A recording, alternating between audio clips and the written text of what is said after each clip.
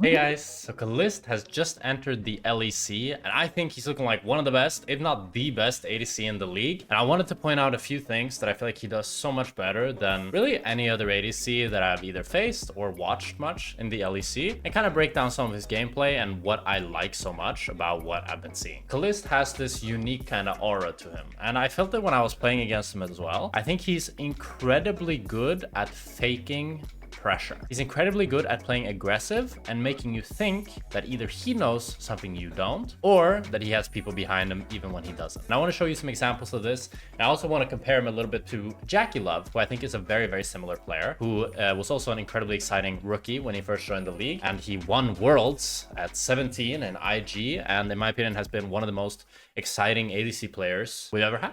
When we talk about aggression and playing far forward, how an ADC should play aggressive mostly comes in two forms. One is in terms of team fighting, and the other is outside of team fighting. How are you pressuring the map and making your presence known? And usually that is in the form of mid-waves. ADC is the safest on mid-waves, and it is where a good ADC player can really shine. And I think it's where Kalist uses his strength of aggression and his really good mechanics and movement the best. I have a few examples here of him playing various poke champions and how he uses this pressure really, really nicely. So this is the first game of the season, the second game actually. K-Corp versus Koi, where he's playing Varus here. And just look at how he's currently 1 versus 4. On the screen. He has the Rel behind him, but she's not really looking to fight or anything. But he's pressuring really hard. And the thing is, I think what a lot of people forget is that these players, all of Koi, doesn't know where the enemy team is. So a lot of the time what will happen when Kalist is clicking like this and he's not clicking back is enemy team will assume he has numbers behind them, so they will click back. And if they don't click back, they call his bluff, like in this case. Well, he has good enough movement to dodge all of Ahri's spells, and now Ahri is completely useless. She used her ulti, and she's chunked. So this allows Yike to Maokai ult and start a fight. And this is a perfect showcasing of how this pressure forces the opponent to make a choice. Either do we call him out on his bluff, or do we not? And either way, if Kalist plays it well enough, the enemy loses. You can see they end up getting, since our ulti, they don't actually quite end up bringing him down, but it's still a really good play nonetheless. Then we have another one from the same game where I think he's doing exactly the same thing all over again. Just in this screenshot alone, you can see currently they are 3 versus 4.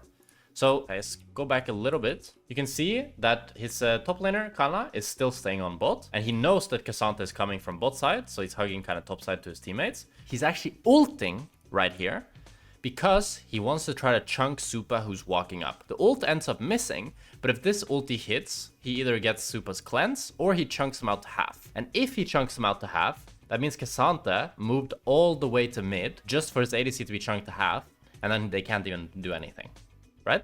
So the mindset that he has here is really, really good, even though it doesn't actually end up coming anything. And you can see now, he's not even hitting the wave.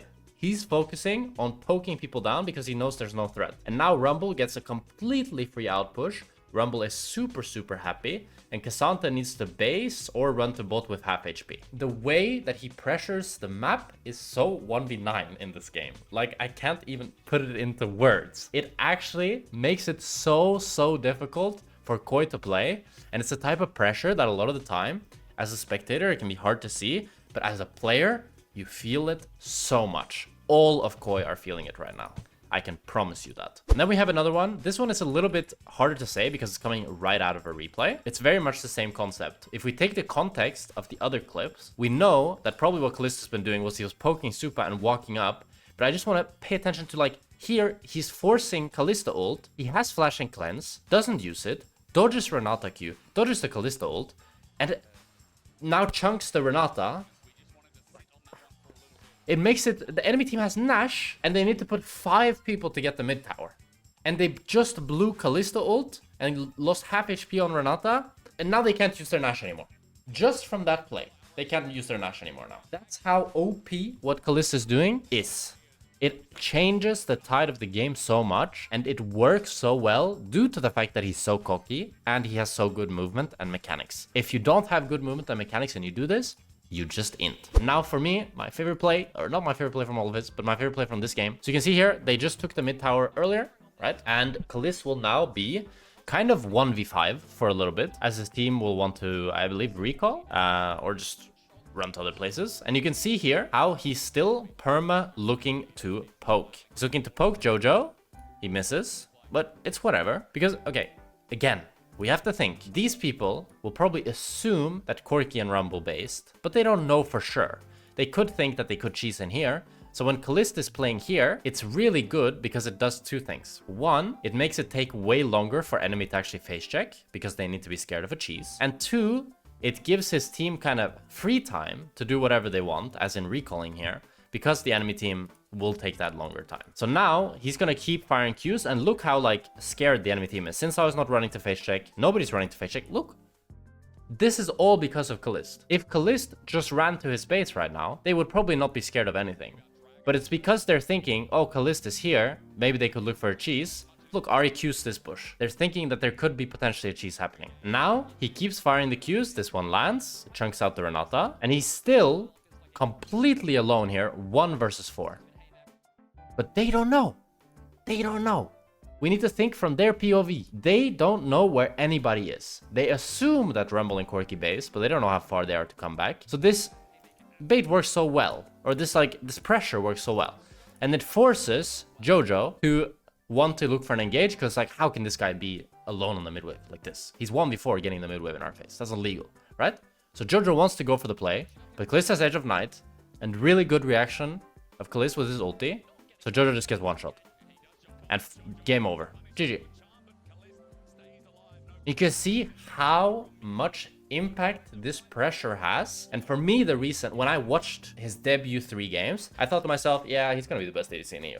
He's gonna be the best ADC in EU. Because I don't see other ADC players do this. Therefore, I want to bring to your attention JackieLove. Actually, I have a few other clips that we can also go through. But first, let me bring to your attention JackieLove. Because I think JackieLove does this so insanely well. And I'm reminded a lot of when he played against Fnatic at MSI last year, where he completely 1v9'd against Noah in a Lucian Nami game, which is quite similar to Varus because they're both poking champions. Lucian Nami is a poking champion. So if we have a look here, in total gold, Fnatic is down 1k. And if you just see like how JackieLove is perma playing, is he's perma pushing waves and then looking to dash in and short dash just like this. And he does this over and over and over again, which makes it so difficult for enemy to play. Even when the 3-0 LeBlanc that is actually really fed is here, he still plays on the limit and looks to dash in. And I feel like so many EU ADCs are unable to do this because they're scared, they don't know their limits well enough, and they don't have good enough mechanics. For me, it's refreshing to have an ADC like Kalist that I feel like will do stuff like this. You see this chunk on Razork? He sees enemy jungler, he knows that they're outnumbered, but he knows that he can chunk them down and poke them on the bushes. And this creates so much pressure, and it makes it so hard for the enemy to play. And you'll see that he'll keep doing this over and over again. Gets another chunk onto Aphelios. Here again, LeBlanc has a crazy flank, she TPs behind them, and most people, they would be really scared of LeBlanc here. They would be really scared. JackieLove, he's scared at first, but then once she has vision of LeBlanc, dashes, pokes her down. LeBlanc TP now, useless. Completely useless. And now she needs to run away. And then again, here, on this mid wave. JackieLove and Mako, they are 2 versus 4, right? 2 versus 4. Still, he's clicking up, looking to poke and utilize his range advantage. Pokes down Humanoid. Beautiful. Clicks back in. Dodges the LeBlanc chain. Beautiful bubble by Mako as well. Dodges the Aphelios ult. And then Tian does the most horrendous flashy engage ever. So Tian completely sprints it. But don't worry about that. What we just saw was the same. We just saw the same. JackieLove and Mako 2 versus 4 versus Kalist 1v4.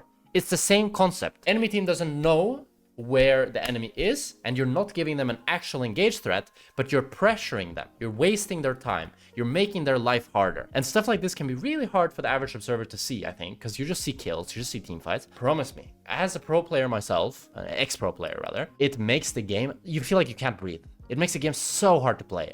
If you ask Noah, how is this game to play? He'd tell you terrible. He couldn't fucking play. There was no way he could ever play. Because every midwave, he's pissing his pants. It is what it is. I also have a few more clips that I want to further highlight this and the fake pressure concept. This scenario here, I think, highlights it perfectly. Kalist is recalling, right? And Lebrov puts down, or face checks the bush. Now, a lot of players, their instinct would be, oh shit, enemy support is recalling. I need to run away and E back, right? I'm in trouble. But let's think about that once again. Lebrov, Skumon, and Hansama know where Jace is, and they know where Victor is. But they don't know where Alistar and Sejuani are. So if Kalist were to now click back and E away instantly, he would be telling them Sejuani and Alistar are not here. But if he instead fights the Rel, now the Rel thinks, wait, Sejuani and Alistar have to be with him, right? They have to be with him. And you see now, like, how everything now takes an extra 10-15 seconds. You see how Skumon's not face-checking in this bush? He waits to face-check the bush until Gragas is here, which secures the numbers advantage. And when you do small things like this, it just makes the game so much harder to play for the enemy team. And now I want to show like just a highlight reel, because this was a fucking crazy play. I just want to show the Draven outplay. He's like fake pressuring on mid. He's 1v2ing, right? But this time he gets called out on it. He has flash and cleanse, sidestep the rel Q while also casting E on Kalista so she can't join. That's a fucking crazy click, this one. To both click up so that he dodges the rel Q and E's the Kalista. Unironically, insane mechanics. Dodges the rel W.